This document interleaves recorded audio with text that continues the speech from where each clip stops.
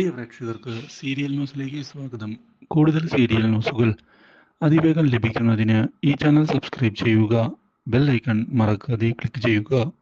Video ഇഷ്ടമായി എങ്കിൽ like ചെയ്യാൻ മറക്കരുത്.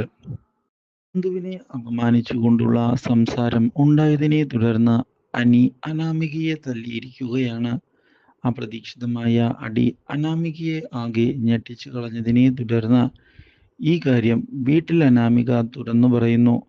ഇതോടെ അനാമികയുടെ വീട്ടുകാർ അനിയെ കാണണമെന്നുള്ള തീരുമാനം എടുത്തുകൊണ്ട് മുന്നിലേക്ക് വരികയും അനി മാപ്പ് പറയണം എന്ന് ആവശ്യപ്പെടുകയും ചെയ്യുന്നു.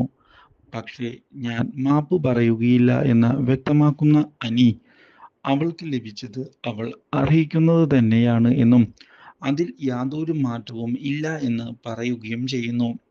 എനിക്ക് അവളെ തല്ലിയതിൽ യാതൊരു വിഷമവുമില്ല. അവൾ കാര്യങ്ങൾ ചോദിച്ചു വാങ്ങിച്ചതാണ്.